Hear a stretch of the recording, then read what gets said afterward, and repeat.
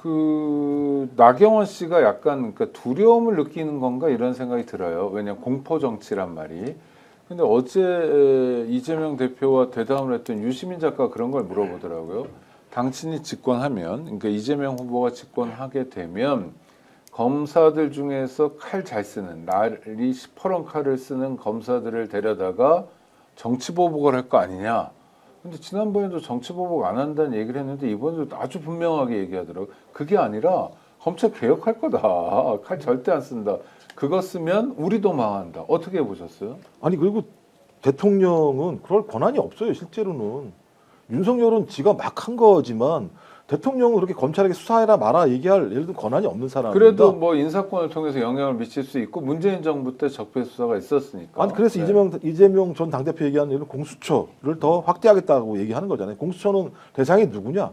국민이나 정적을 제거하는 것이 아니라 네네. 공직자들이 바르게 자기의 일을 하고 있는지 하고 있지 않은지에 대해서 그것들을 수사하고 조사하는 기관인데 그런 기관 자체가 이번 과정에서 소위 숫자가 얼마 안 돼가지고 검사들이 제대로 예를 들면 대처를 못했던 측면이 있으니까 훨씬 더 견제와 균형을 다하겠다. 그러니까 검찰은 개혁하고 공수처는 강화시켜서 어떤 형태로든지 수사권을 가지고 독점적으로 남용하는 일을 통해서 국민들을 고통에 빠지게 하거나 아니면 소위 정적을 제거하는 역할을 하지 못하도록 그런 시스템들을 만들어가겠다고 얘기를 했다라고 하는 건 본인의 방점은 정적 제거나 아니면 정치적 보복이 아니라 사법권을 건강하게 돌려놓겠다고 얘기를 하는 거니까 저는 그 사실에 대해서 국민들이 믿으셔야 된다. 왜냐하면 이번에 이재명 전 당대표도 정확히 알았을 겁니다. 야, 저 군대 병력을 투입해도 국민들이 다 막아내는구나. 아니 군대 병력이 투입돼도 국민들이 막아내는 상황인데 자기가 검찰권을 가지고 남용하면 국민들이 가만히 있겠습니까? 그리고 제가 볼 때 검찰권이라고 하는 것들이 사라져야죠.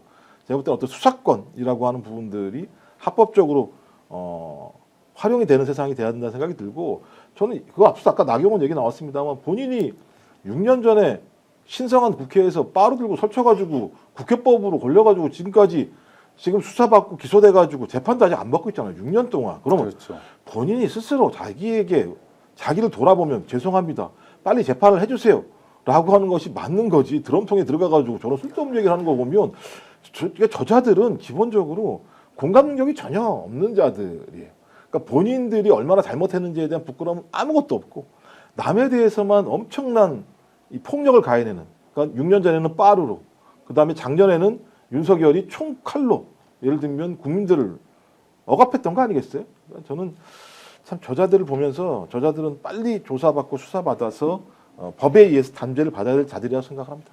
국민의힘 의원들이 범죄와 연관이 됐다 이런 게 많잖아요. 추경호 의원도 뭐 20억 수수설, 뭐 그다음에 이철규 죽었지만 장제원, 그다음에 명태균 게이트 뭐 수두룩한데 그래서 이재명 정권에 대한 공포를 가지고 있다. 정치 보복을 할 거라고. 근데 이재명 후보는 뭐 그럴 일 없을 거다. 이렇게 선을 긋고 있는데 믿어도 될까요? 아니 이재명 대표 전 대표야말로 정치 보복의 가장 큰 희생양이죠. 어떻게 보면요.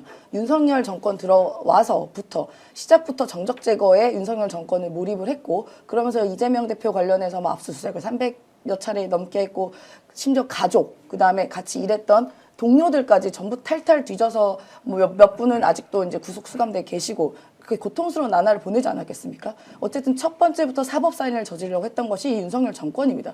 그렇기 때문에 이 고통과 위험한 것이 누구보다 잘 알고 있는 것이 바로 이재명 전 대표 스스로일 겁니다. 그리고 당연히 정치 보복을 할 이유가 없는 것이죠. 근데 잘못을 했으면 잘못은 대가는 받아야 되는 겁니다. 그런데 지금 이 뭐 나경원 뭐 의원을 비롯해서 이 수많은 국민의힘에 있는 의원들이 자꾸 이재명 전 대표 보고 정치 보복할 것이라고 그러는데요. 그거는 본인들이 지은 죄가 많기 때문에 그런 거 아니겠습니까? 본인들이 지은 죄가 없으면 이렇게 나경원 의원처럼 여러 가지 고발된 고소된 건이 없으면 본인들이 뭐가 무서워가지고 이재명 대표가 대통령 대한 보복 수사할 거라고 그렇게 철석같이 믿고 있는지 모르겠어요. 당연히 지은 죄가 있으면 죄를 받아야죠. 이분들은 아마도 이럴 것 같습니다. 나경원 의원 같은 경우도 제가 2018년부터 고발 16건 했거든요. 어이구. 예, 16건이나 고발했습니다. 최근까지. 죄가 있으니까 고발을 한 거예요. 근데 지금까지도 단 한 번의 수사를 받은 적이 없습니다. 남편이 판사란 이유인지 모르겠습니다만 받은 적이 없고 그 외에 다른 의원들도 수많은 죄가 연루되어 있는 게 많아요. 그러면은 정식적인 재판을 받고 수사를 받고 판결을 받으면 되는 겁니다. 그러니까 나경원 의원 어떤 행동을 보였습니까? 한동훈 전 장관한테 예전에 그렇게 얘기했다잖아요. 이른바 빠루 사건에 대해서 자기 공소 취소해달라고. 그 당시 한동훈 법무부 장관한테 어떻게 뭐 로비 청탁했던 것이 한동훈 장관 입에서 나왔습니다. 그랬죠. 그만큼 본인이 가진 죄가 많으니까 그런 게 두렵기 때문에 그걸 일부러 미리 선전포고한 거다라고 생각이 됩니다. 왜냐하면 당연히 지금은 윤석열 정권이 며칠 전까지 윤석열 정권이기 때문에 검찰을 장악한 정권이기 때문에 기소를 안 해버리면 끝나버렸잖아요. 어떤 막대한 힘에 의해서. 그런데 나중에 이제 뭐 민주당 정권이 되고 만약 이재명 정권이 된다 하면 당연히 자유롭게 법대로 하는 게 너무나 당연한 순리 아니겠습니까? 그런데 본인들이 죄가 많으니까 미리 이런 거죠. 내가 만약에 수사받고 기소받으면 야 이거 정치보복이다. 이재명이 정치보복하는 거다. 복수하는 거다. 이렇게 밑박가는 거라고 저는 생각이 안 듭니다. 아니 김종욱 박사님 말씀하셨듯이 나경원 씨가 네.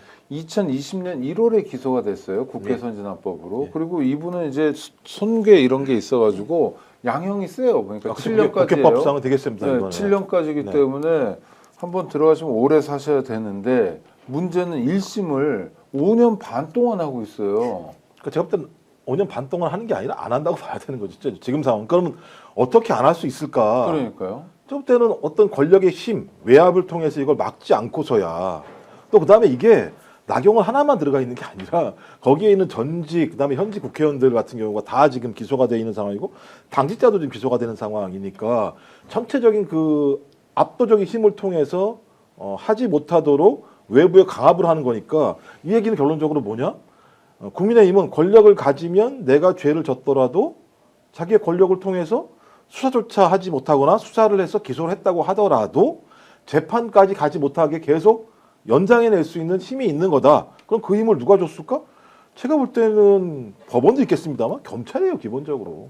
검찰이 수사해서 기소해서 재판까지 다 예를 들면 본인이 공소를 유지하는 거 아니겠습니까? 공소를 유지할 의지가 없으니까 아무런 제한도 안 할 것이고 그럼 법원도 그래라. 서로 예를 들면 짜뭉치듯이 가는 상황이기 때문에 저는 이제 만약에 정권이 넘어간다면 그럴 수 없겠죠, 당연히. 어떤 형태로든 이 사건은 결론을 내야죠. 왜냐하면 국회에서 소위 빠루라는 무기를 들고 국회의 어떤 국회 진행을 갖다가 폭력적으로 막은 행위를 6년 동안 방치한다면 앞으로 누구라도 빠루 들고 나가고 몽둥이 들고 나가고 그래서 아무 문제 없다는 거잖아요. 그래서 총까지 들고 왔나요, 이 사람들이? 그건 총을 들고 온 자는 다른 자네. 네, 네, 파면당한 다른 자니까. 그러니까 뭐 그거야 다른 걸지 모르겠습니다만 제가 볼 때 국회를 개무시하는 거나 마찬가지인 거죠. 국회는 다 아십니다만 국민들이 들어앉아 있는 거나 마찬가지잖아요. 그렇죠. 되니까요. 네, 그러면 그럼요. 국민들의 의사가 집행이 돼서 입법으로 하는 공간인데 지들 마음에 안 든다고 빠루 들고 문 두드러 맞고 그다음에는 윤석열 같은 경우는 총 들고 장갑차 들이밀고 헬기 날라오고 이런 식의 짓을 했다라고 하는 거면 국민의힘은 기본적으로 국민을 개무시하는 정당이라고 하는 부분들을 스스로가 6년 전 빠루를 통해서 작년 총과 장갑차 헬기를 통해서 확인을 한 거고 또 이번도 마찬가지잖아요. 사법부가 판결을 내리면 따르기를 합니까? 따르지도 않아요. 그러니까 입법부 무시, 사법부 무시, 무조건 내가 권력을 잡으면 독재할 거야라고 밖에는 달리 해석할 수 없는 정당이라고 하는 것이 확인된 거죠. 오늘 방송 어떠셨습니까? 마음에 들었다면 구독, 좋아요로 스픽스를 응원해 주십시오. 여러분들의 구독, 좋아요는 가장 큰 힘이 됩니다. 스픽스 구독, 좋아요.